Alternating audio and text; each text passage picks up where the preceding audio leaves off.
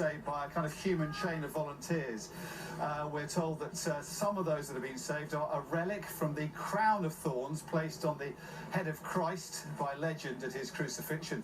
The mayor's also said that the tunic of St. Louis was also saved. It was worn by Louis IX when he brought the crown of thorns to Paris.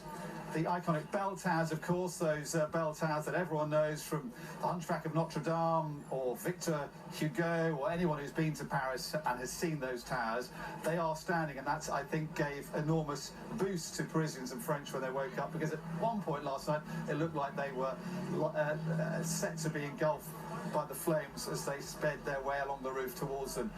The north rose window appears to escape the fire, that is between those two towers, but we can't say for sure whether the west and south rose windows were so lucky. It looks like the north rose window has been destroyed, and the fate of the cathedral's great organ is also unclear. It has 8,000 pipes, we're told, and is one of the largest in the world. Obviously impossible to get that out in time while the flames were destroying the roof. Notre Dame was also said to be the home of a fragment of the true cross that Jesus was crucified on, as well as one of the nails used, one of those many relics, medieval relics, stored in the cathedral. It's not known if they are safe. So let's speak now to Jenny Alexander, who's a history of art expert at the University of Warwick. People have been saying here, Professor, that Notre Dame was so much more than a building. It was almost like a person in the hearts and imaginations of the French. But it was a reliquary, it was a museum, it was where so much art was stored. How worried are you about how much of that may have been lost? Yeah, you're completely right. It is much more than just a monument.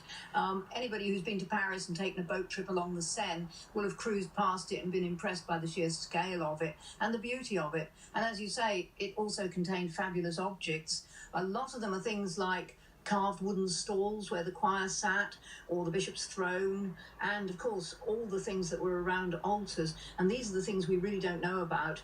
As you say, these amazingly brave volunteers were in there last night bringing out the sacred relics, which are so important to Catholics all over the world and would have been the focus of the Easter ceremonies that were due to happen this weekend. Goodness knows what's going to happen there. They're presumably going to have their services elsewhere, but it's the unknown fate of some of these treasures that is so worrying.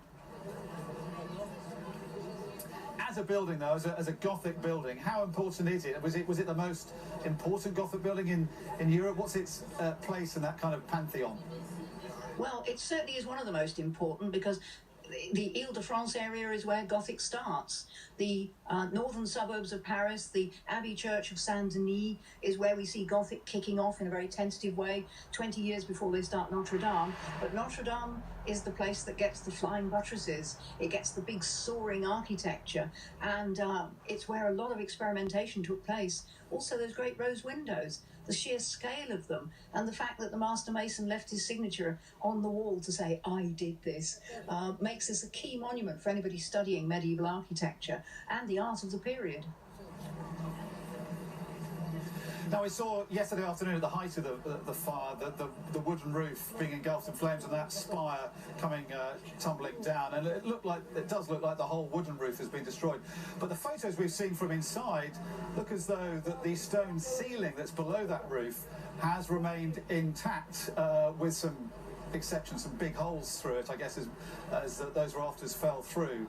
Can we attribute some of the success of medieval architects to that? How did this stone structure below the wooden structure survive the fire, do you think?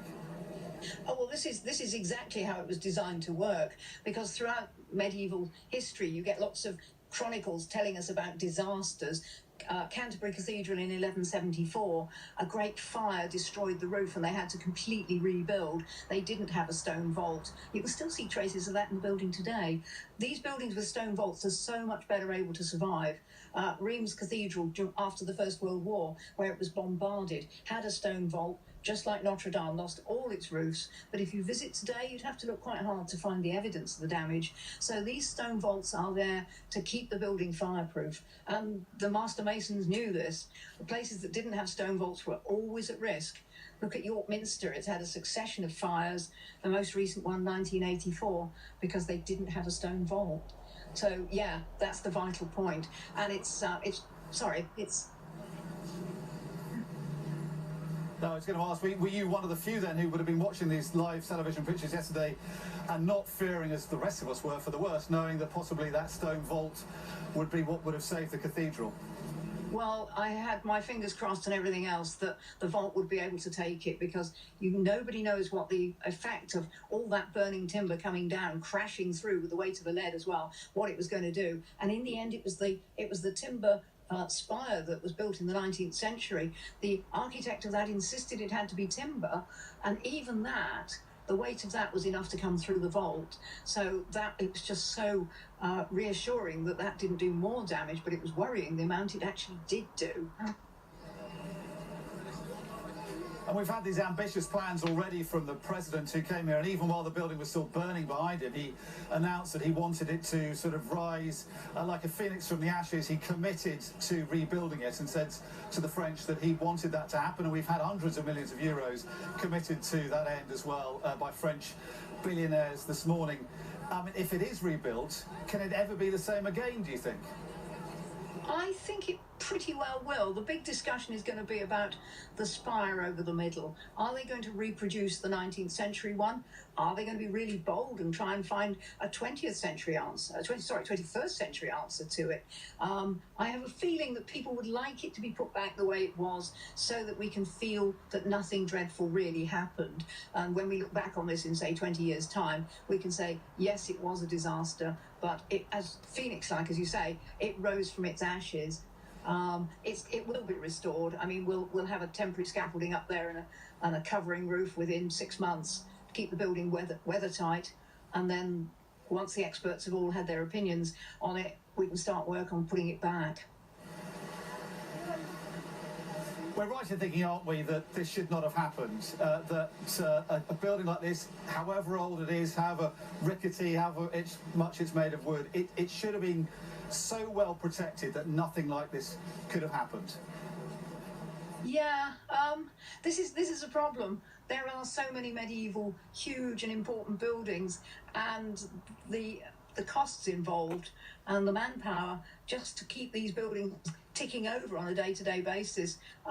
It is a huge task, and the French Monument Historique does a terrific job in trying to keep ahead of the stuff, but you can never imagine anything like this would happen.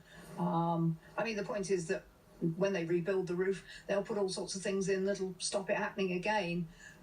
We could do with having an assessment of the fire risks at all the buildings, but just taking the time to do it with so many hundreds of buildings, it's logistically a nightmare.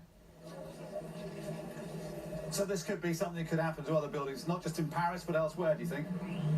Oh, yeah, I'm afraid so.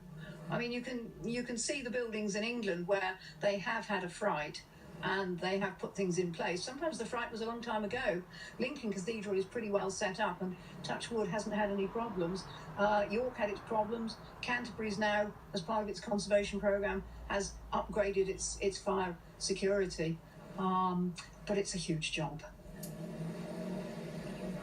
Dr. Jenny Alexander from Warwick University, thank you so much for those fascinating insights, and a huge task, as you say, ahead. A task that has been made a little easier with one French billionaire offering 200 million euros. He's promised towards the restoration of the cathedral.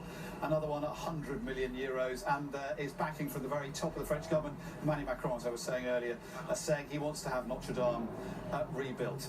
That's it for now, though, on the southern banks of the Seine here in Paris. Back to you in London.